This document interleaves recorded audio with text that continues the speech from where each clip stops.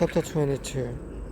If a man steals an ox or a sheep and slaughters it or sells it, he shall pay 5 oxen for the ox and 4 sheep for the sheep. If the thief is caught while breaking in and is struck so that he dies, there will be no blood guiltiness on his account. But if the sun has risen on him, there will be blood guiltiness on his account. You shall surely make restitution. If he owns nothing, then he shall be sold for his theft. If what he stole is actually found alive in his possession, whether an ox or a donkey or a sheep, he shall pay double. If a man lets a field or vineyard be grazed bare, and lets his animal loose so that he grazes in another man's field, he shall make restitution from the best of his own field and the best of his own vineyard. If a fire breaks out and spreads to thorn bushes, so that stacked grain or the standing grain or the field itself is consumed, he who started the fire shall surely make restitution. If a man gives his neighbor money or goods to keep for him, and it is stolen from the man's house, if the thief is caught, he shall pay double. If the thief is not caught, then the owner of the house shall appear before the judges to determine whether he laid his hands on his neighbor's property. For every breach of trust, whether it is for ox, for donkey, for sheep, for clothing, or for any lost thing about which one says, "This is it," the case of both parties shall come before the judges. He whom the judges condemn shall pay double to his neighbor.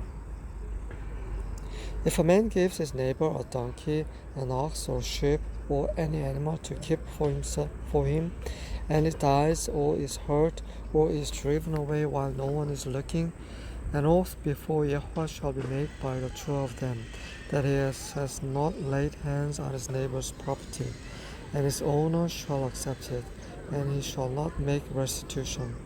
But if it is actually stolen from him, he shall make restitution to its owner. If it is all torn to pieces, let him bring it as evidence. He shall not make restitution for what has been torn to pieces. If a man borrows anything from his neighbor, and it is injured or dies while its owner is not with it, he shall make full restitution. If its owner is with it, he shall not make restitution. If it is hired, it came for his hire.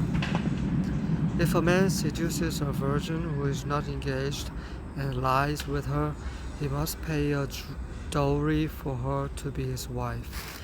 If her father absolutely refuses to give her to him, he shall pay money equal to the dowry for virgins.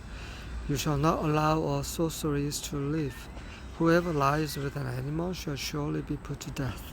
He who sacrifices to any god other than to Yahweh alone shall be utterly destroyed. You shall not wrong a stranger or oppress him, for you are strangers in the land of Egypt. You shall not afflict any widow or orphan.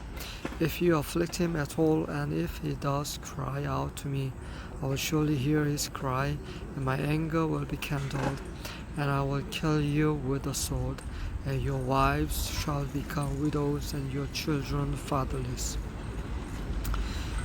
If you lend money to my people, to the poor among you, you are not to act as a creditor to him.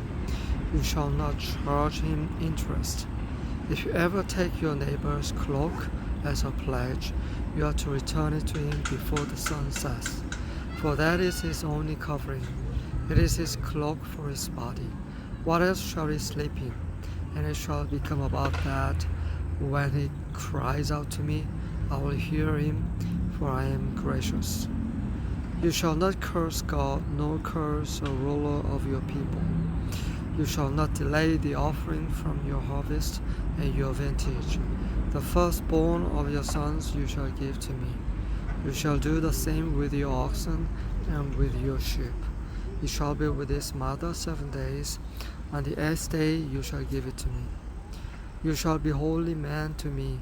Therefore you shall not eat any flesh torn to pieces in the field. You shall throw it to the dogs.